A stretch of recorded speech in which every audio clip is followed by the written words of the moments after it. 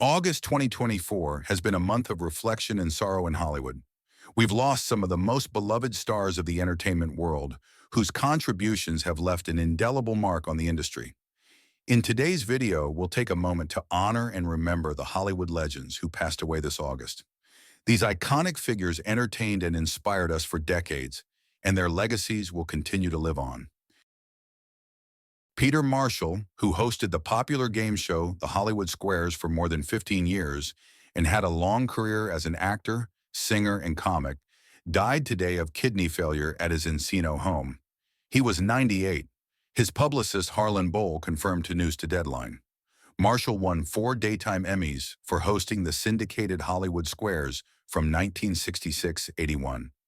The tic-tac-toe game featured 2 contestants agreeing or disagreeing with celebrities who provided answers to Marshall's questions, which ranged from silly to ribald. The format has been revived a few times over the years, with a new edition hosted by Nate Burleson with Drew Barrymore in the famed Center Square, is to premiere in mid-season. Among the scores of stars who appeared on Hollywood Squares were Walter Matthau, Gloria Swanson, Glenn Ford, and Milton Berle, as well as regulars Paul Lynde, who often killed as the Center Square, Rose Marie, Nipsey Russell, Cliff Arquette, and Wally Cox. Marshall went on to host other TV game shows including All-Star Blitz and Yahtzee. Listen to people, have fun, and know the game. That's basically all you have to do to be a good game show host, Marshall said in a 2019 interview for the Television Academy Foundation. Know the game thoroughly so if something goes wrong, you know how to rectify it. And most importantly, enjoy the people. He also hosted the Peter Marshall Variety Show, Big Bands from Disneyland, and the audience participation series Fantasy with Leslie Uggams. Born Ralph Pierre Lecoq on March 30th, 1926 in Huntington, WV, Marshall had a long career in showbiz before his Hollywood Squares gig. Boasting a memorable voice, he worked as a DJ for Armed Forces Radio after being drafted into the Army stint during World War II and as an NBC page and a theater usher. Marshall teamed with Tommy Noonan in 1949 for a comedy act that sold out nightclubs and did The Ed Sullivan Show twice. They appeared together in movies including The Rookie, 1959, and Swingin' Along, 1961.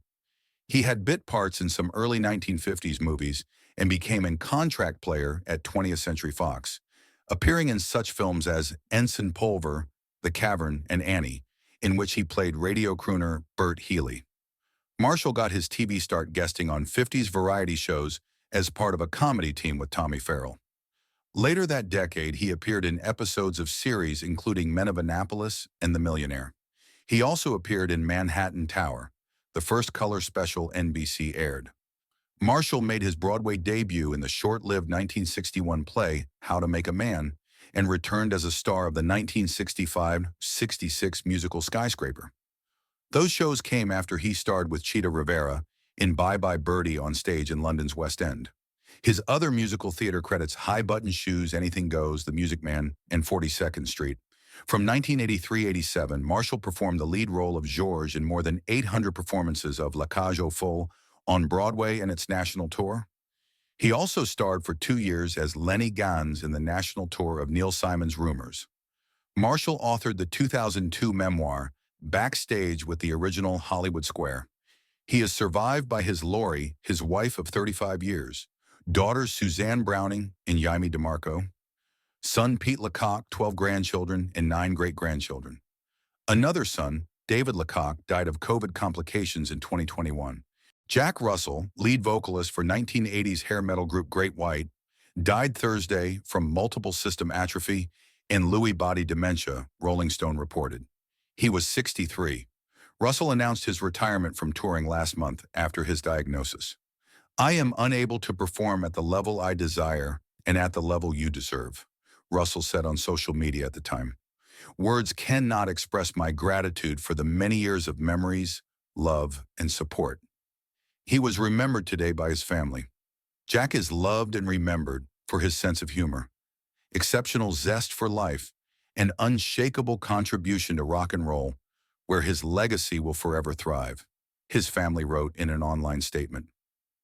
Founded in Los Angeles in 1977, Great White rode the mid-1980s metal wave with the million-selling 1987 album Once Bitten and its double-platinum 1989 follow-up, Twice Shy. The band's songs Rock Me and Ian Hunter cover Once Bitten, Twice Shy were MTV mainstays. The latter reached number 5 on the Billboard Hot 100 and went gold. Watch the video here. The band had 7 top 10 hits on the mainstream rock chart, including Save Your Love, House of Broken Love, Call It Rock and Roll, and Rollin' Stone. An earlier track, a cover of the Angels' Face the Day, from Great White's 1986 sophomore album Shot in the Dark, earned heavy airplay on Los Angeles rock outlet KMET-FM before the band broke nationwide the following year. Fueled by Once Bitten, Twice Shy, the group's 4th LP, Twice Shy reached the Billboard 200 Top 10, and 1991's Hooked and 1993 compilation disc, The Best of Great White, 1986 to 1992, are certified gold. Russell left the group in 1996 but returned in 2001 when it started touring under the name Jack Russell's Great White. Great White was the headliner at the Station nightclub in Warwick, RI, in 2003 when the group's stage pyrotechnics ignited a fire in the ceiling's acoustic foam. Within 6 minutes, the entire club went up in flames, killing 100 people, including band guitarist Ty Longley, and injuring 230. It remains the deadliest fireworks accident in U.S. history. Legal action against several parties, including Great White, was resolved with monetary settlements by 2008. Russell's survivors include his wife, Heather Ann Russell, and a son, Matthew Hucko. A public memorial is planned at a later date. Maurice Williams, the lead singer of Morris Williams and the Zodiacs, died Sunday at the age of 86. No cause was given. Born in Lancaster, South Carolina, Williams went on to form his first group, the Royal Charms, during his high school years. The North Carolina Music Hall of Fame reported his first major hit in 1957 with the song Little Darlin', which he wrote and recorded with his group, the Gladiolas.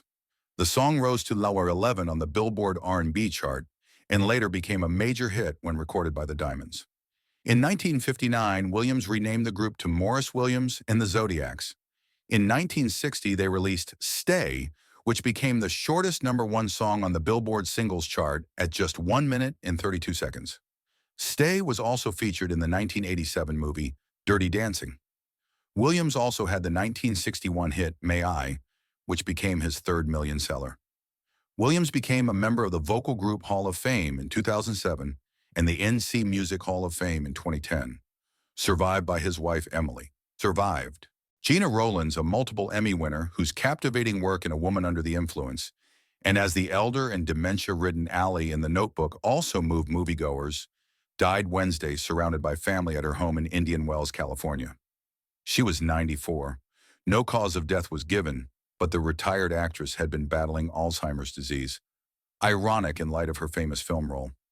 She retired from Hollywood in 2015 after earning 4 Emmy Awards, 2 Golden Globes, and 2 Oscar nominations. Her Oscar noms included A Woman Under the Influence and Gloria, both born of collaborations with her late husband, John Cassavetes. The duo made an indelible mark on American independent film, not just for the often revelatory end product, but also for the DIY way they made their movies.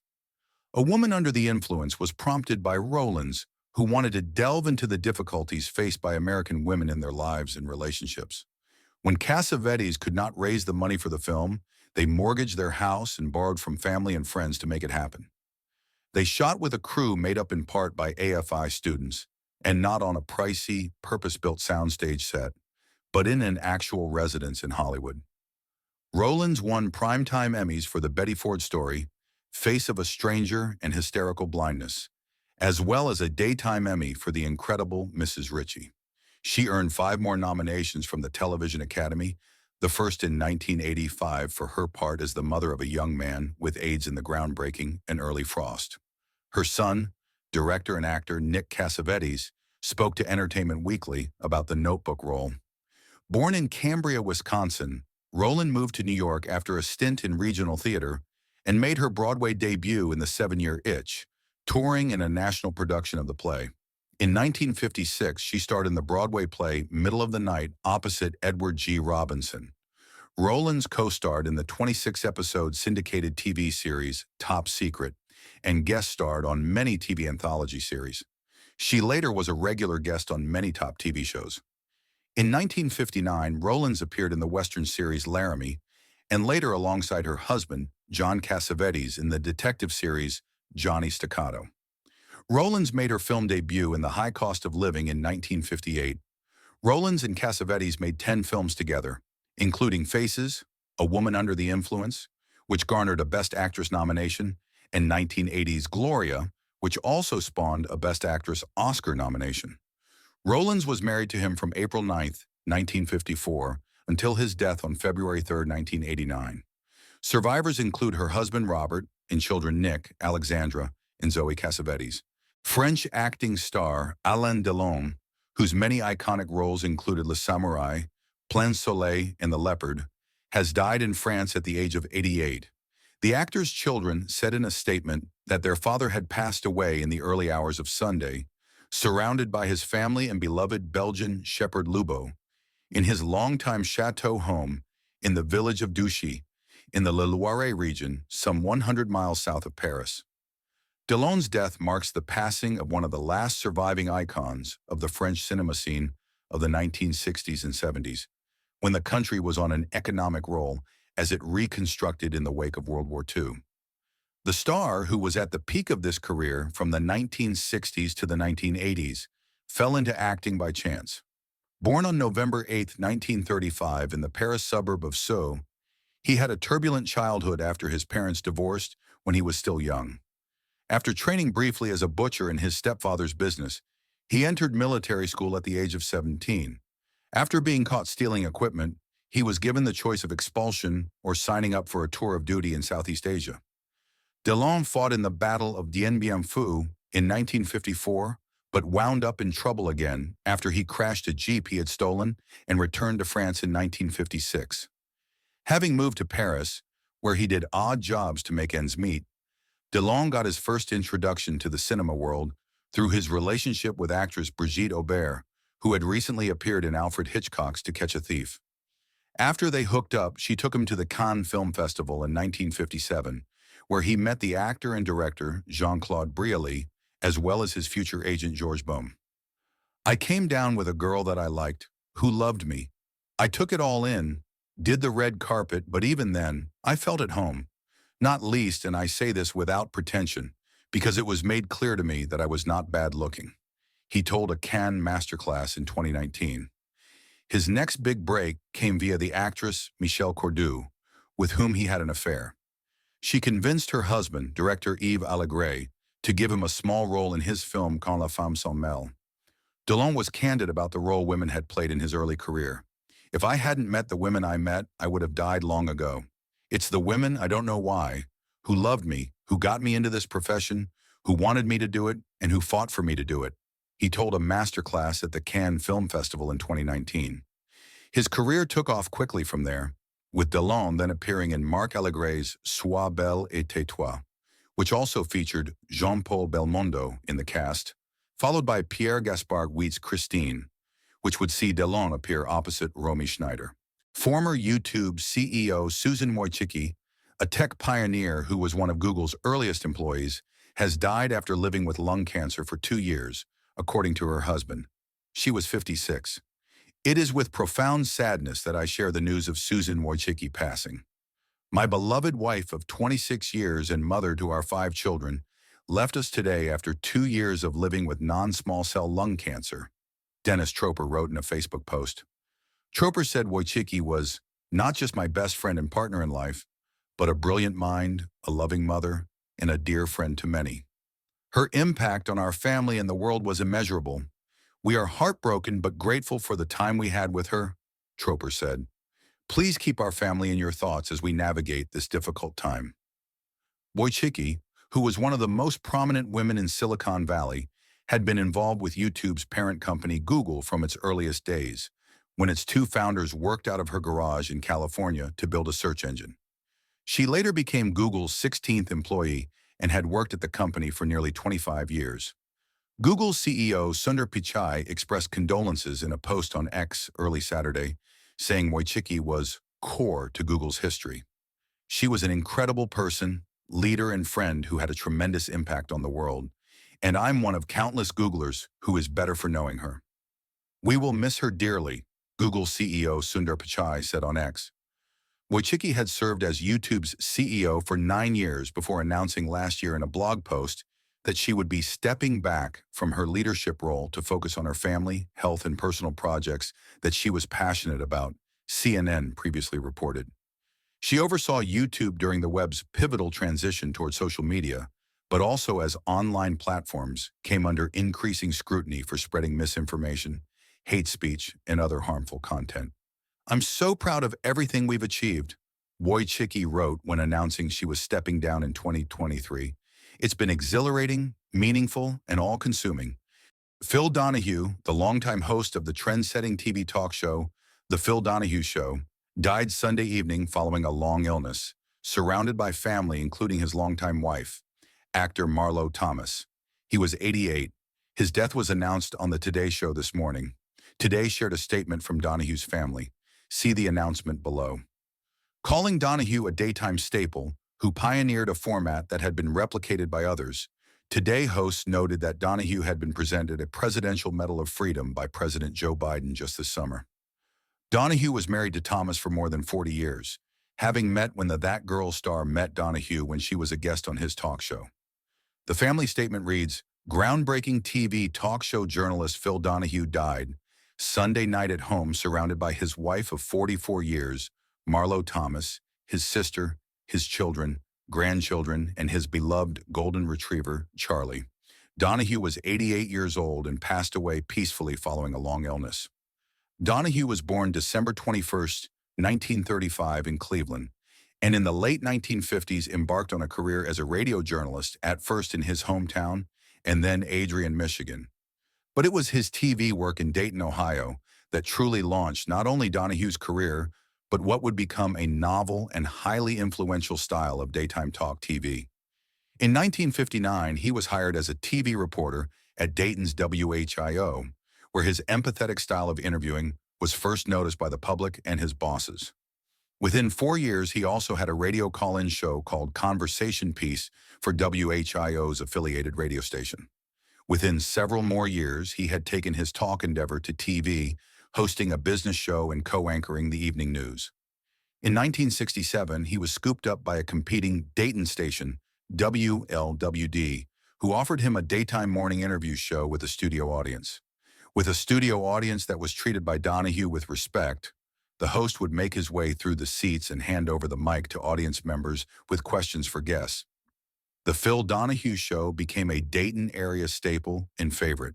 Donahue is regarded as an early advocate for women, giving his largely female audience the opportunity to speak and ask questions on serious topics rather than the home EC subjects that so many daytime talkers focused on. The entertainment world has lost a cherished figure.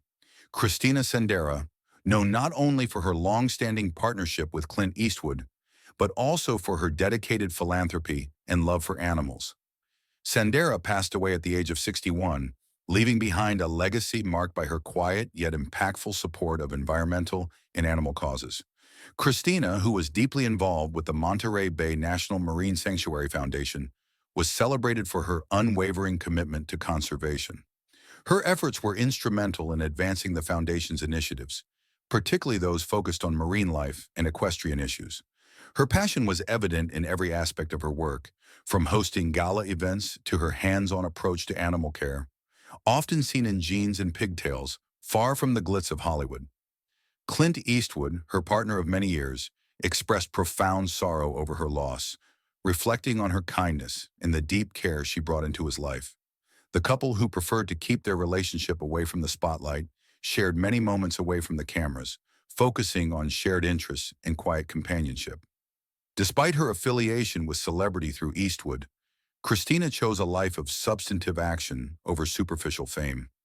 Her involvement with the foundation and her active role in caring for animals showcased a woman of genuine substance and heart.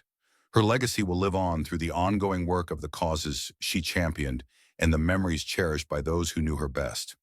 Haley Merkt, a vibrant former contestant on season 21 of The Bachelor, passed away at the age of 31 after a valiant battle with cancer. Her death was confirmed through a heartfelt statement on her Instagram, emphasizing the remarkable courage and grace she displayed throughout her journey. Haley's fight against cancer was characterized by an incredible display of strength, surpassing every expectation set by her medical team. She chose to spend her final moments in the loving presence of family and friends, engaging in the activities that brought her joy and fulfillment. This choice epitomized her approach to life, living fully and embracing every moment with an indomitable spirit. Her stint on The Bachelor showcased her lively personality and humorous nature, making her a beloved figure among viewers and fellow contestants alike. Haley was remembered by her peers as anything but mundane, always bringing laughter and positivity into the lives of those around her. Danielle Maltby, one of her friends from the show, recalled Haley's infectious laugh and genuine warmth, noting how Haley's friendship was a beacon of light in even the most unusual circumstances. Dominique Alexis, another fellow contestant, expressed deep sorrow over Haley's passing while cherishing the precious memories they shared. Haley's legacy transcends her television appearance.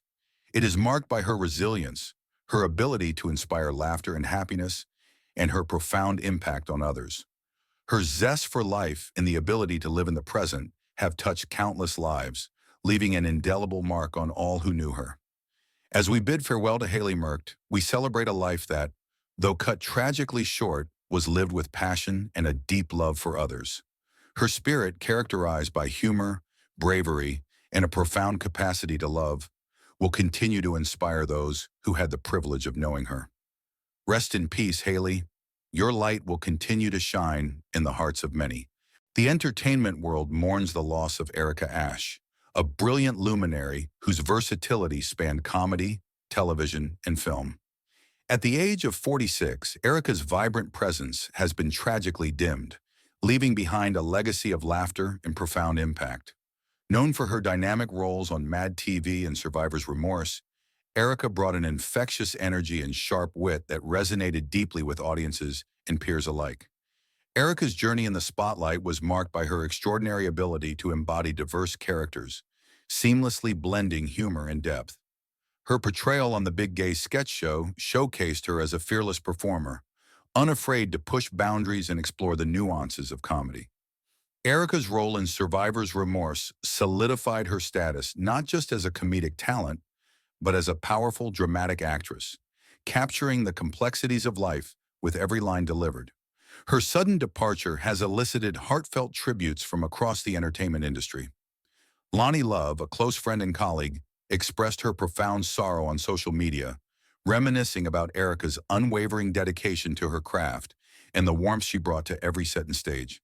Erica was talented and hilarious. She would put her all into her work, love shared, reflecting the sentiment of many who worked alongside Erica. BT, where Erica delivered memorable performances in shows like In Contempt and Real Husbands of Hollywood, honored her as equal parts witty and funny, a testament to her ability to leave a lasting impression on her audience and her peers. Erica's work not only entertained, but also inspired, making her a beloved figure in the world of entertainment. A beloved figure in the world of entertainment. While the details of her untimely passing remain private, the outpouring of love and grief from fans and friends alike underscores the void Erica leaves behind. As the curtains close on her vibrant life, her spirit and artistic legacy continue to inspire those who knew her and admired her work from afar. Rest in peace, Erica Ashe. Your laughter and light will be dearly missed, but your influence on the world of entertainment will endure forever. Maxie Solters, a writer, producer, actor, and third-generation Hollywood publicist, has died. She was 37. Maxie died unexpectedly on Thursday at Providence St. Joseph Medical Center in Burbank. A cause of death was not immediately available. She joined Scoop Marketing in 2012, continuing the family's legacy from her father Larry Solters and late grandfather Lee Solters. During her time at the agency, Maxie worked with such clients as the KIA Forum, the Hollywood Bowl, and Music Forward, among others. A vibrant and invaluable member of the Scoop marketing team, Maxie brought a unique blend of creativity, passion, and expertise to her work. The company shared in a statement, adding, "Her infectious enthusiasm, Positivity, innovative ideas, and unwavering dedication made her an inspiration to all who knew her.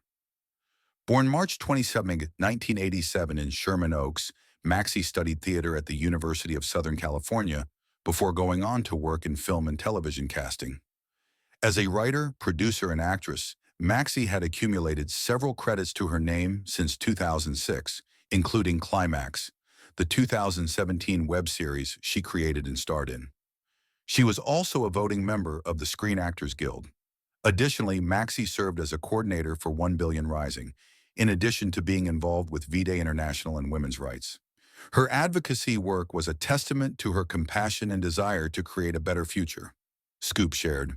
Her unwavering optimism and kind heart touched the lives of many, leaving a lasting legacy of love and kindness. Maxie is survived by her longtime partner Dim Dobrin and their dog Pookie, as well as her father Larry and his partner Carol Greenhut, her mother Deborah Graff, her aunt Susan Reynolds, and her cousin Jonah Reynolds.